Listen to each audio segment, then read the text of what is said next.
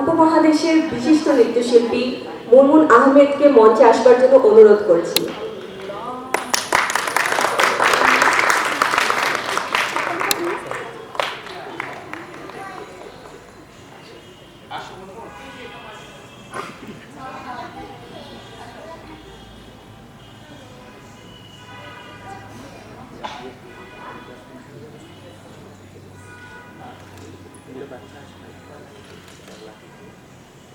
Ini